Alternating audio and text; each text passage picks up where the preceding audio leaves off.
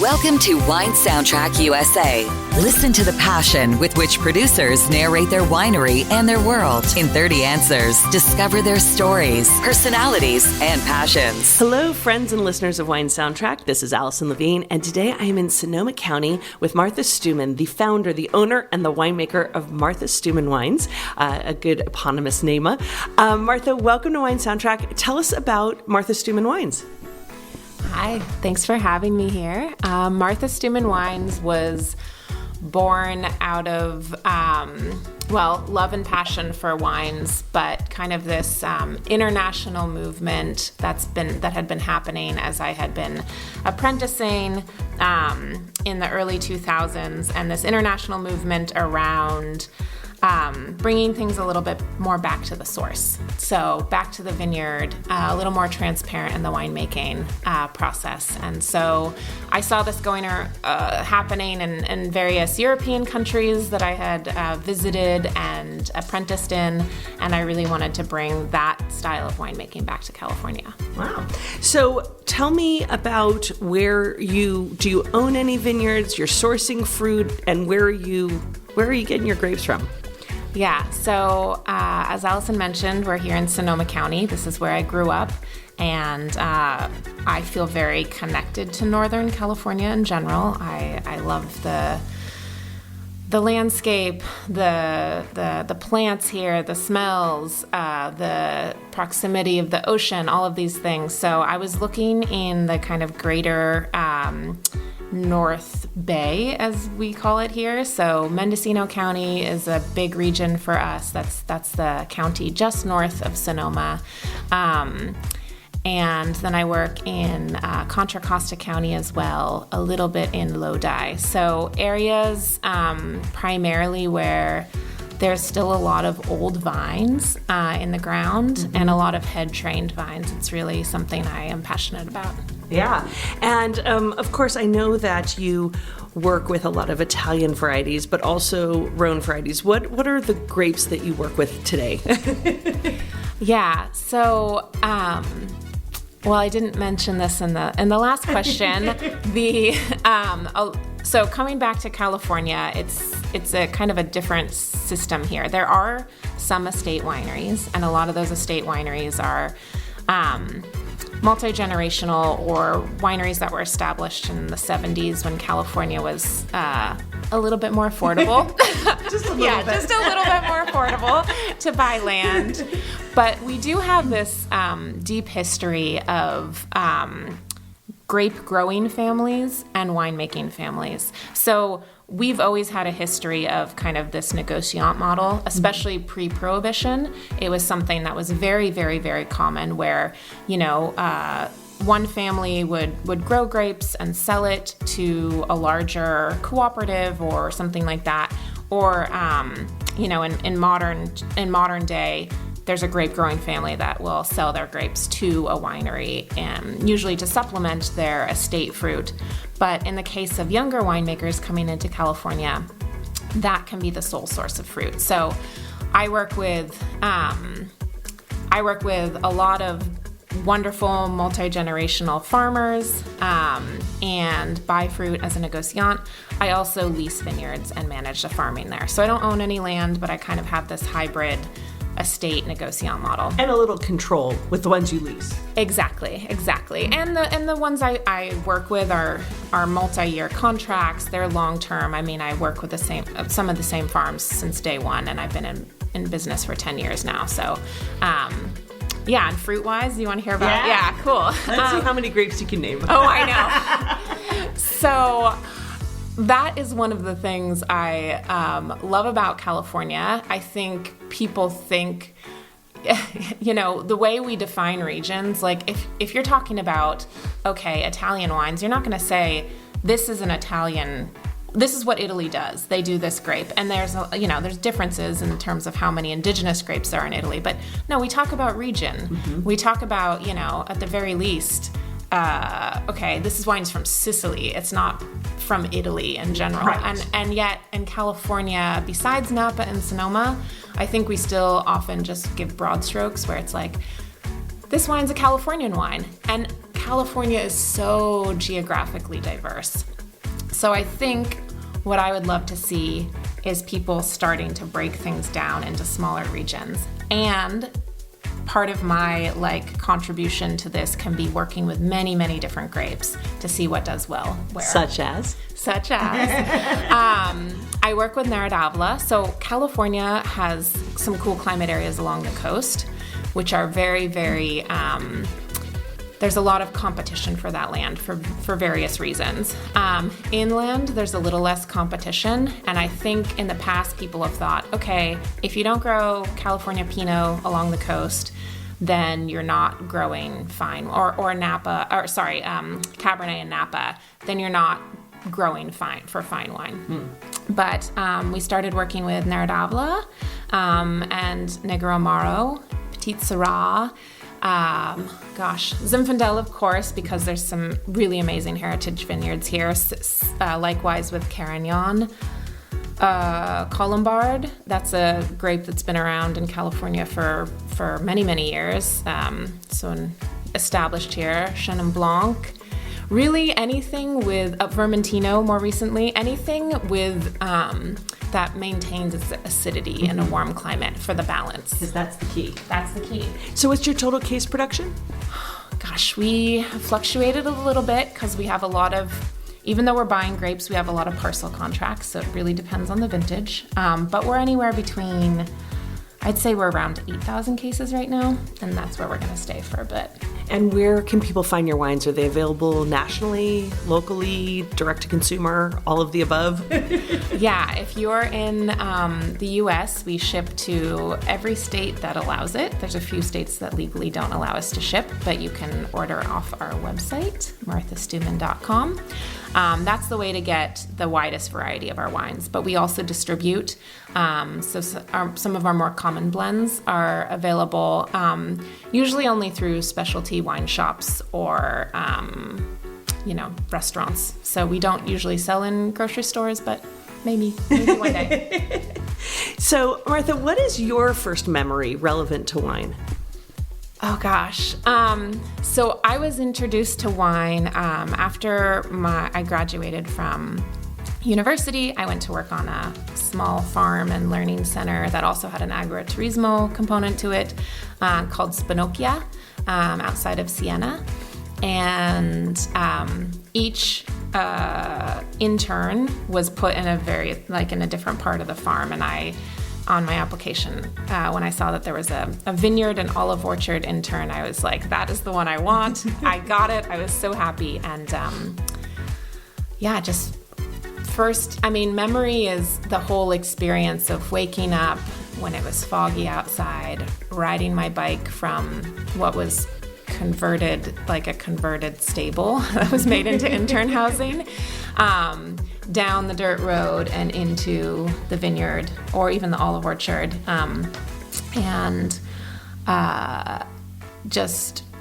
doing the green pruning, getting to see the season, the kind of the pace of the season, and then being in the small cantina and seeing that transformation happen where you start to see things ferment and bubble and the smells and the tastes, and that was just made such a big impression on me. I felt like a little kid. It's great.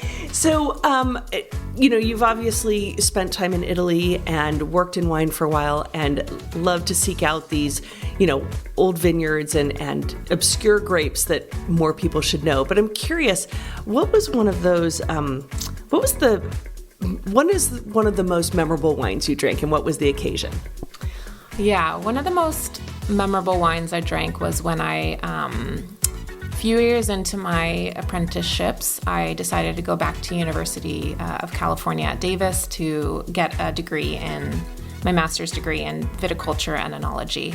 And my group of friends, one of them was interested in these more naturally made wines. I hadn't actually heard this term at the time, although I had been exposed to it a little bit in apprenticeships. But he brought a Kos and another wine from Mount Etna. But the Kos wine from Sicily just absolutely struck me. And it was one of those things that was a loud party, people were having fun and drinking, and it wasn't necessarily the type of thing where you think you'll have a moment to really reflect on a wine. And it just pulled me out of the situation, and I loved it. And I later wrote one of the owners, Justo Kipinti, if I could come work there, and he responded that I could. So it was, and that has many touch points in my life later on as well. Wow, that's amazing. So your aha moment wine was the start of, well, not the start. You were pursuing wine at that time, but really took you on a path to a job and everything else. Totally. Yeah, exactly. And that wine was the Cerasuolo di Vittoria, kind of their classic wine that they've made since day one.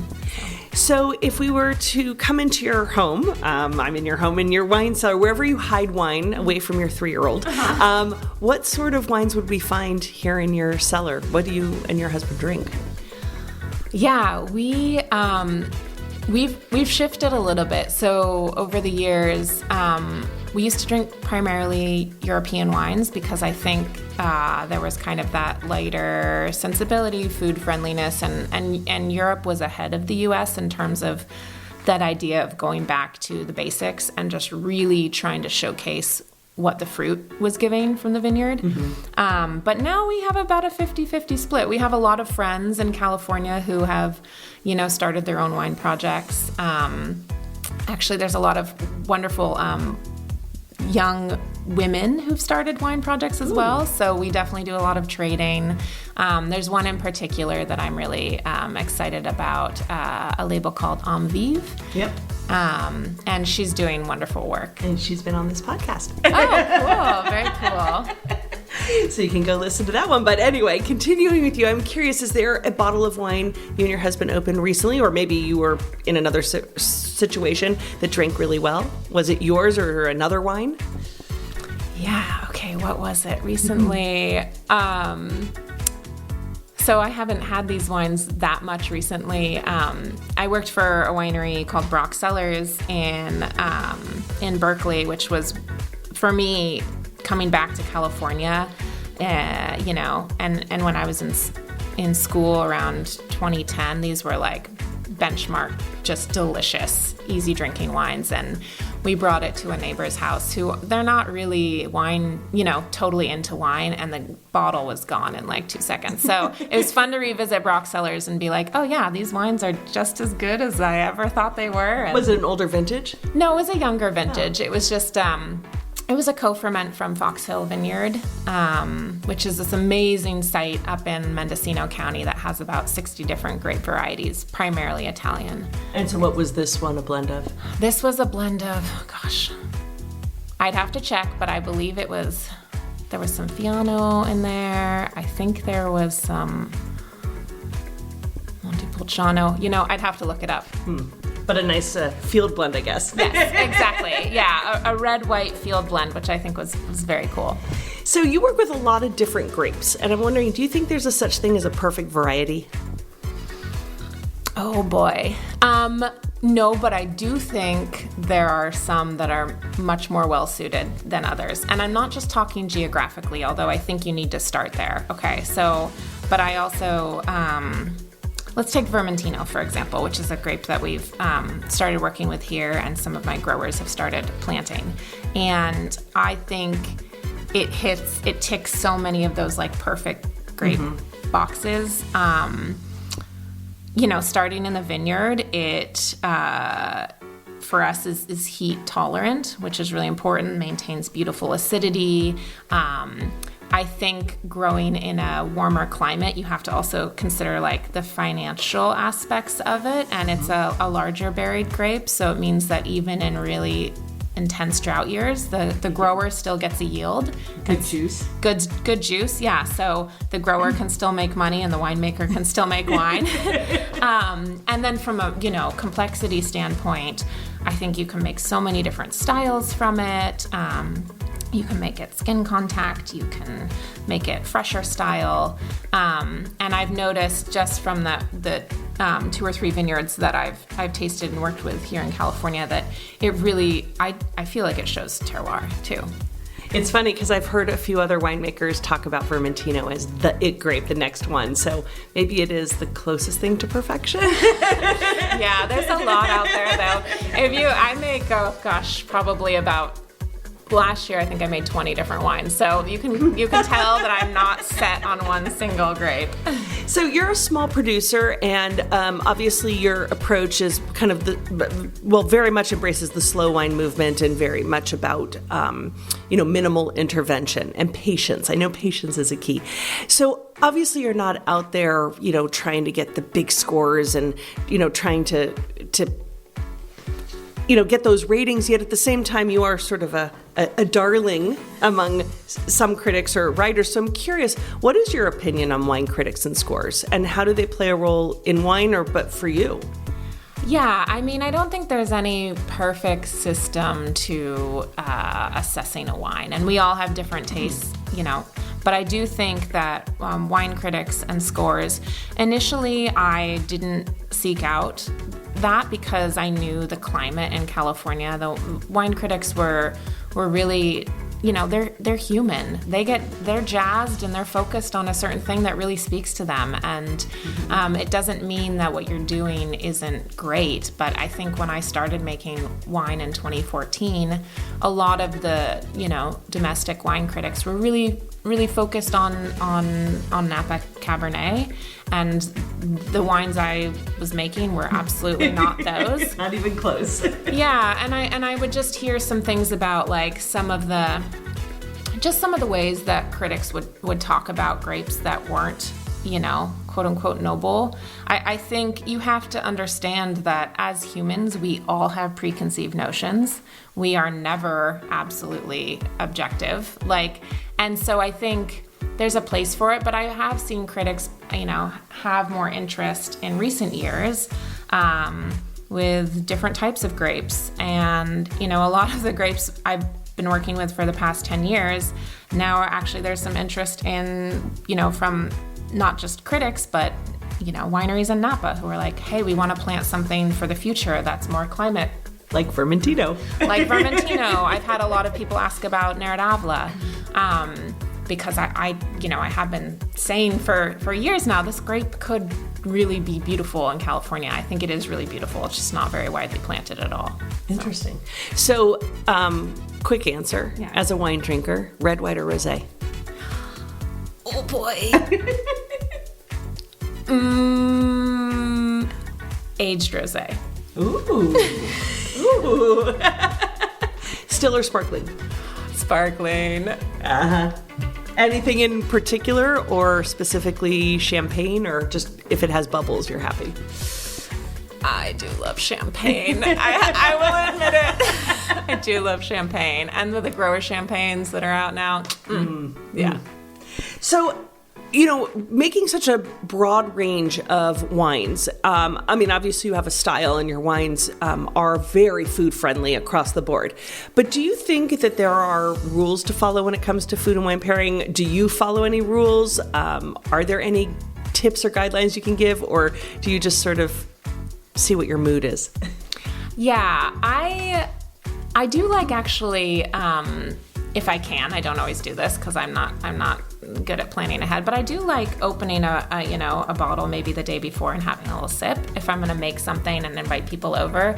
I don't think there's any hard and fast rules, especially if you have wines that are, like something like a Chiarasuolo or something that's like bright, kind of easy drinking, lower tannin wine, then, it doesn't matter. Right. Because you can take that red wine with lower tannins that's bright and fresh and put it with fish. Oh, totally. Without. Yeah, put it with fish, or put it with. I know a lot of my friends and people around me are they're not just cooking from the European canon anymore. They're cooking. My husband's been really into wok cooking, so he'll do these high heat wok dishes that are not necessarily you typically think of having wine with them. So yeah, I always try to have a bunch of options on deck that are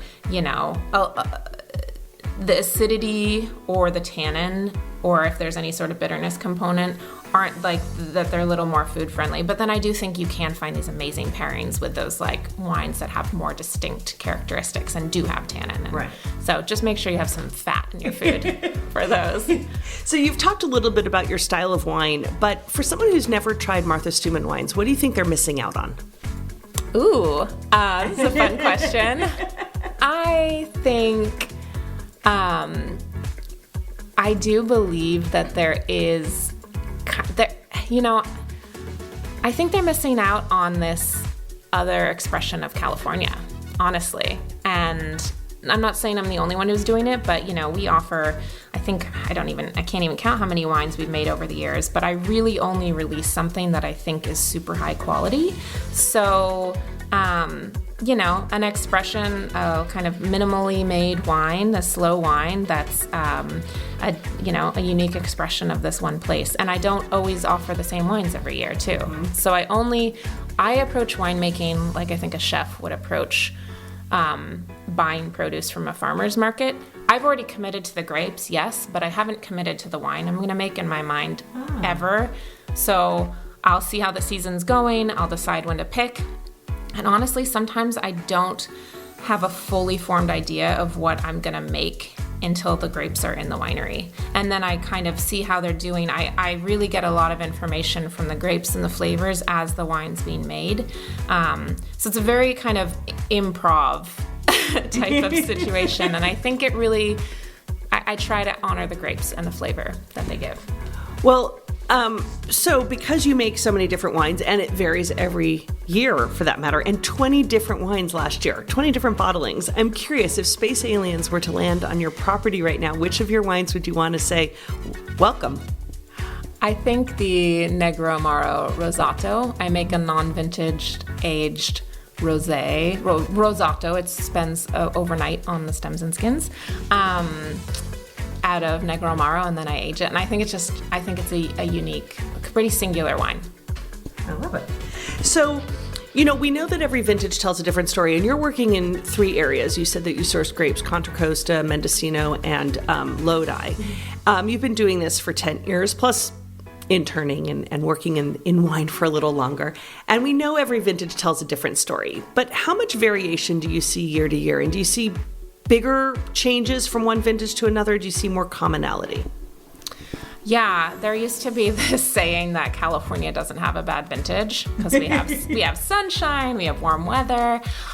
We're seeing in the past, I would say, starting in 2017, and a lot of this has to do with wildfire, but it also just has to do with drought and other things that I am noticing that there are definitely vintages that are great and vintages that are not as great. It's not the kind of, you think Europe, you're like, is it a cold vintage or a warm vintage? And for us is like, is it a warm vintage or a too hot vintage kind of is what we're dealing with.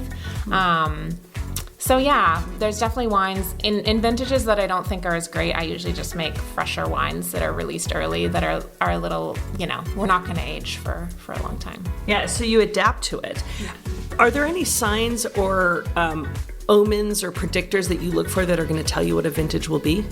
Oh gosh, I think honestly, maybe by the time I'm 90, I'll be able to figure this one out. But it is so complex, and when you predict, you think, okay, well, it was a rainy year, so I think we're going to have, I think there's little markers along the season where you can confirm or deny what your previous prediction was. And, how much rain did we get that winter? What's the weather like during flowering?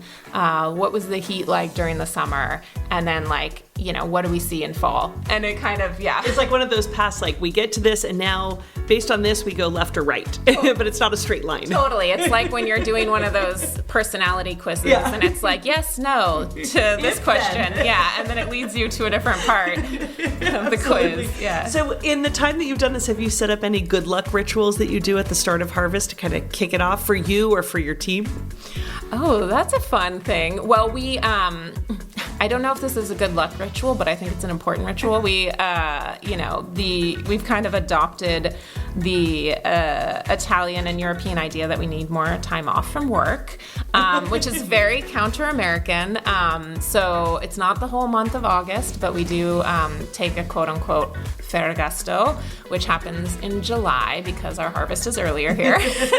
But yeah, we take a 2-week break where the business completely shuts down, and nobody is allowed to work, which may not sound crazy for Europeans, but anytime I say this to Americans, they're like, whoa, that is unheard of. So we have those 2 weeks, which I think really recharges everybody, and then people can take, their other time off.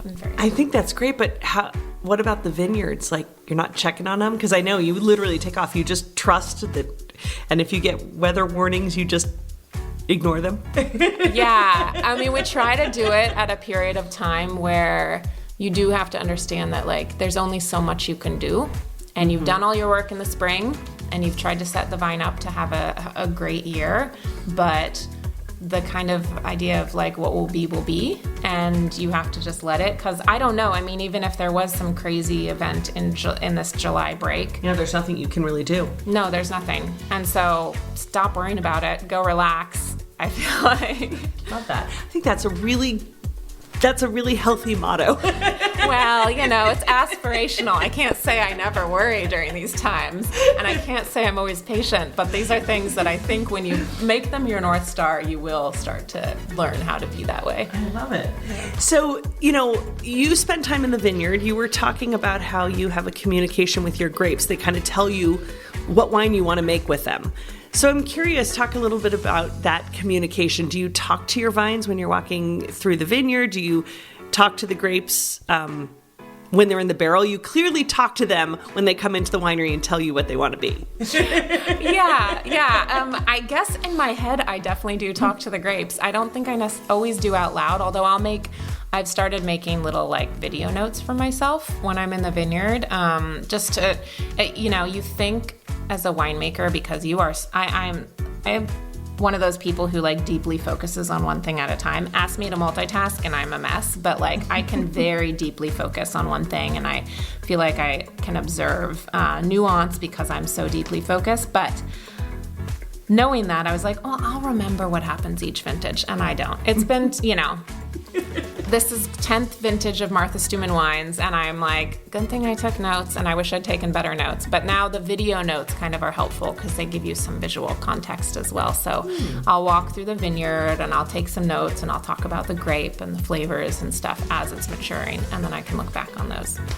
And that's talking to the vines in a way. Yeah, exactly. And similar when I'm in the winery, I'll sometimes take some video or some notes. And because I have an assistant winemaker now who I've been training, for many years, and who really has very similar sensibilities to me, we'll take those notes so we can, tell one another if we can't both be there. We always try to both be there in the vineyard, but I love that. Yeah. So when you were a little girl, what did you want to be when you grew up? Oh, well, there's a couple iterations, but the thing I remember most is I wanted to be an architect. I thought after that dream kind of faded. I mean, I was like, when I was a little girl, I remember going to sleep at night and like designing furniture in my head, which is kind of crazy, and like houses, like I designed my own little Lego houses and stuff. So I really loved like visual and like the hands-on aspects of those, but later I thought maybe I wanted to be a chef because I loved cooking, and then I think I realized how high stress it is and the tempo, and I'm just a little bit of a slower person. It's like, okay, winemaking is like that. It's like, one night of being a chef is like a year of being a winemaker. Yeah. I think that's my pace. And of course, being outside and more hands in the dirt. But you were following more plants, right, before you got into grapes? Yeah, I was, I had done my bachelor's degree in environmental studies, and I had studied, different tree families, and my mom's a gardener and garden designer, and so I remember as a little girl, she had these huge tote bags with like flashcards on a ring with, the actual leaf of the plant taped on it and what the characteristics were. And anytime we went camping or something on a road trip, she would be quizzing herself and she'd be pointing out the window. And so I think some of that rubbed off. Yeah. Well, and also a designer, the architecture, it all makes sense now. Yeah, exactly. Yeah, my dad's a builder, very hands-on. We're all very hands-on. So when you're not working, and aside from the Ferragosto you take in July, what do you do in your free time? What do you like to do? Whew. Since I had a child, I like to hang out with him. Children, they need the nurturing. But before that, I really love, I love reading. I love hiking. I mean, being in Sonoma County, most weekends we'll try to go out to the coast. We'll hike in the coastal mountains. Luckily, my son, now that he's 3, seems to like to hike too. He hiked 5 miles the other day. I was very proud of him. Not without, my younger brother told me, he's like, the trick is bring a bunch of candy bars, and each time they go, a certain distance, not only does it give them the sugar and the energy to keep going, but it's like a little carrot along the way. So the 5 miles, impressive. Yeah, those little feet, those little legs. I know. He ran the whole way down. Having other kids doing it too is helpful. But so we do a lot of that. And then slept really well at night. Yeah, exactly. I know. Run them out. So on those nights that you can get him to bed really early and you and your husband plan a little romantic evening, or maybe you get a babysitter, what sort of wines get opened to set a romantic evening for you guys? Yeah, well, for us, the most romantic evening is one where we don't do any work. So we're not, we've kind of, we used to love cooking together, but we've tried to go out more, especially because there's some really amazing restaurants that have popped up. But there's this Georgian restaurant called Piala, and they have an amazing Georgian wine list. So, we've been going there, and just the owner's super knowledgeable, and he kind of takes us on whatever journey with the Georgian food and wine. We really loved that. Wow. So just not having to do any work or thinking is really the key. For us at this phase, yes. So you were just saying a minute ago that obviously you were influenced by your parents, a builder and a garden designer. And I'm curious, when you look back, is there a piece of advice that one of them gave you, or a teacher or a mentor somewhere else along the way, that is something that you carry through life or try to live by? Yeah, my parents definitely told me I could do whatever I set my mind to. And I think that's a really good thing to nourish in a child. Although they were realistic too. My dad said, okay, you want to be an architect? Like, your day-to-day is probably going to be at a computer or at a drafting table. So if you think about not just the big idea of it or what attracts you to the big idea, but what will your day-to-day actually look like? Because that's really what's going to inform your life. Absolutely. Oh, that's interesting. So if you were to give a piece of advice to our listeners today, what would you say to them? I definitely say follow your heart. Initially, I've heard advice too that I give you the advice that I ignored as well. I've heard people tell me that don't make your most passionate hobby, which for me was winemaking, into your career, because you will change it. And that is true, you will change it, but I have no regrets, doing that. I've heard people say, choose the thing you love the second most and make that your career, so you can preserve the thing you love the most. But I think, know that your relationship will change with it, but you still get to spend, most of your time, most of your day thinking about this thing that you love. And the magic and romanticism of your love has not gone away because you work in it. It's changed. Yeah, it's changed. It hasn't gone away, but it's definitely changed. And honestly, I try to think about, well, it probably would have changed anyway as I aged. Nothing stays static in life, so be comfortable with that. Absolutely. But yeah, I definitely maybe. I know a lot more, so I know the realities, positive and negative. But that's the thing; it's like a marriage versus when you're first dating, and both are beautiful in different ways. Right. And the great thing is that wine is an evolution. I mean, making wine is one thing, but there's so much to taste and learn. It's like a never-ending process. Oh, absolutely. Which is one of the reasons we loved going to this Georgian restaurant is just because you've studied something, like sometimes you can just let go and let somebody else guide you on it who's also studied it or made it a part of their life's passion, but in a different way, and you get to still kind of enjoy the newness of it. Mm-hmm. So when you look back at your career, what would you say is one of your proudest achievements to date? I think, honestly, just even starting a business in California at the time that I did, again, it's financially really a very fine needle to thread. And, after 10 years, I'd say we're still figuring that out. But, I think against all odds, against people telling me that it's not a smart thing to start a wine business in California, in 2014 when we did, and still doing it, but also not in a way that was totally naive. I mean, I apprenticed for 10 years, and I think I understood that you actually don't need, fancy equipment to make good wine. You need really good grapes, and I think I had seen that in the 10 years leading up to it. So following my heart and understanding kind of where I could be scrappy and still achieve things. I feel very proud of that combination of things. I love that. So we're sitting at a table, your wine's on the table, and there's an empty seat next to you. Who would you want to share your wine with? Who would you want to be drinking your wine with from any walk of life, living or deceased? Mm-hmm. Oh, I honestly think I have some of the most fun drinking wine with one of my mentors, Giusto Occhipinti, who I mentioned. I feel like he's got a great sensibility in terms of just like when to drink and have fun and when to be more analytical. And I love drinking wine with him. So well, you're lucky you've gotten to drink wine with him. Yeah, exactly. So, complete the sentence for me. A table without wine is like. Ooh. A room without air? Maybe that's too extreme. Why not? So, Martha, we've almost come to the end. You've done great. This has been really fun, and I love listening to you, and I love your wines. I'm curious, you're very focused on dry farm wines, slow movement, working with older vineyards and family vineyards. Where do you think we'll be in 200, 500 years? Do you think we'll still be making wine, still be drinking wine? What do you think? I hope so. I really hope so, but I don't think we'll be able to do it the way we are today.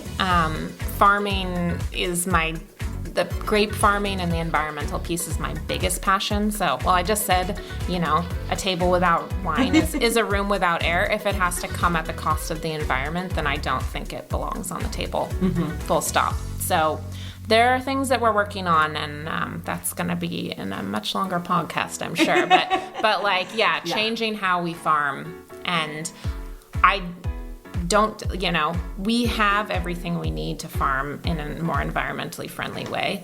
We have been doing that for, hundreds of thousands long time. Hundreds and hundreds of years before. In fact, before we put all the crap in there, we were doing it the organic way. Absolutely. It's only been in this, past century that we've changed things. So I think on the timeline of winemaking, that's a very small blip. I feel like that's kind of a pimple we can just pop and remove and move on with on the pimple on the timeline. Yeah. So. Well, if you were being sent off to a deserted island today, no more living here, which 3 wines would you take with you? I would take, I think, some of the wines from the places that I worked because they have such deep meaning to me. So definitely a wine from Kos. Which one, the Cerasuolo or something else? Ooh, I think the Cerasuolo. Yeah, I love that wine. I love a lot of their wines, but yeah. I would take a wine from Lyon-Barol, where I worked in south of France. Any of their wine, but honestly, their Fougère, their typical base wine, I think is really beautiful. Those would be 2 reds, so I definitely want a white or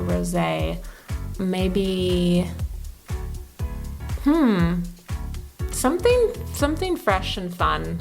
I think. I also worked in the Mosel in Germany, and maybe I would take one of those, brighter whites. So at Heyman Loewenstein. Well, there you go. So we've come to the end. It's time for our fun little game of wine and music. Obviously, it's called Wine Soundtrack. Music conjures emotions like wine does. So I want you to relate a song, a musician, a genre to your wines. So I want to start first with your your Negramaro non-vintage Rosato that you were talking about.